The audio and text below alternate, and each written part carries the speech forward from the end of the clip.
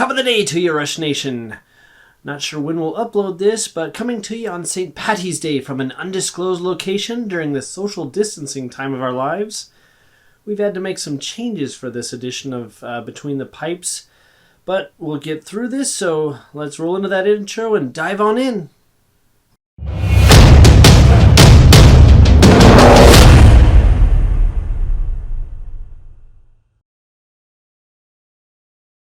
Mike Crook here with Free Sports Press in the Sin Bin. This is not the vlog we were anticipating putting together this week. We were hoping to discuss the recent 3-game series between the Rush and the Idaho Steelheads, where Rapid City was looking to fight its way back into the playoff picture.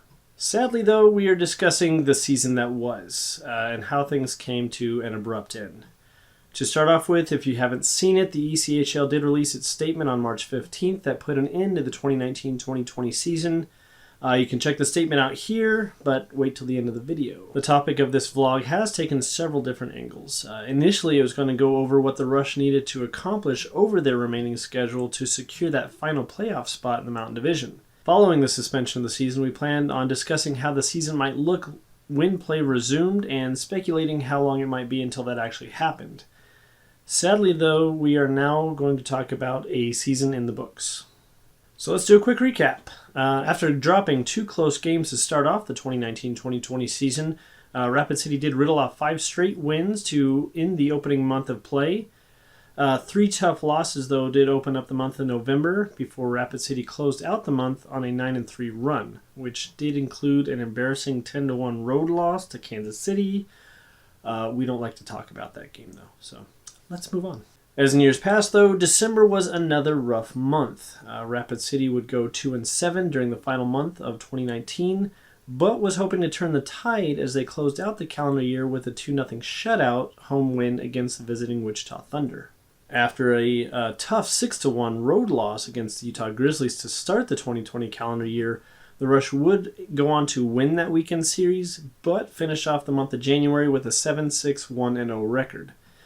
Those are not exactly championship caliber numbers by any means, but there were a handful of games that could have gone either way. February further saw the Rush fall down the divisional rankings as they posted a record of 4-6-1-1 over their final 12 games of that month.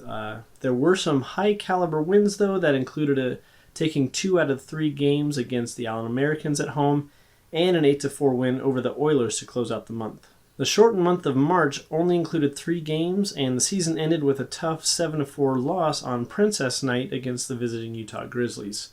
This was after staging an epic comeback the night before to top Utah 5-4 in overtime. So by the time the dust settled and the season came to abrupt close, the Rush found themselves in 5th place, a mere 2 points behind Tulsa for the final playoff spot, but with 3 games in hand over the Oilers. Now, could the Rush have closed the gap and overtaken that spot? That's entirely possible, but everything is pure speculation at this point.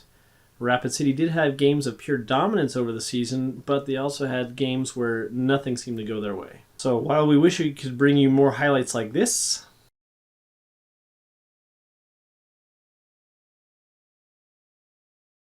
thanks to the great people at Sporfie, we just won't have the opportunity to do so until next season. Who would we have picked for the Kelly Cup Finals, though?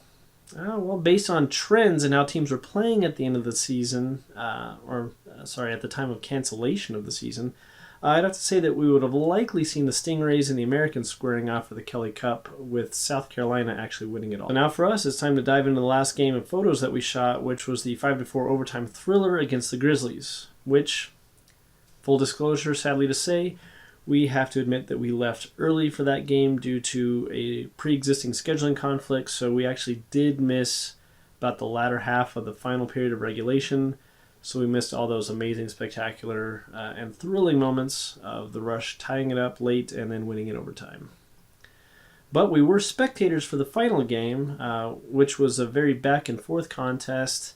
He gets pressure, comes out, goes for the slam dunk, can't get it, puck is loose, and it just gets knocked away, another try, they score! It's a power play goal! Tyler Coulter with number 2 on the night, and with 15:55 left in the game, we are square at 4!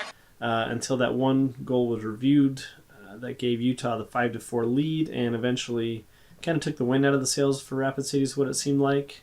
and the Rush would go on to lose their final game of the season 7-4 against the visiting Utah Grizzlies. So in short, to wrap it all up, we'd like to thank all of our fans, followers, and subscribers on both channels for Free Sports Press and the Sin Bin. We're hoping to ramp up content for the 2020-2021 season. We're hoping that there will be a season. Let's hope everything gets squared away during the off season, summertime, and we can start fresh in the fall. Please feel free to comment below on things that you'd like to see, things you like, things you didn't like, concepts. We're open to anything. And as always, make sure to pound that like and subscribe button and hit the bell icon so you can be notified of all future content. Stay safe, keep up that hand washing, because this too shall pass, and we'll get back to life of normalcy, hopefully soon. So see you in the next one, and one quick shout out. I'd like to wish a very happy birthday, belated by the time this is uploaded, to my wife, Sarah. You're amazing, and I love you very much.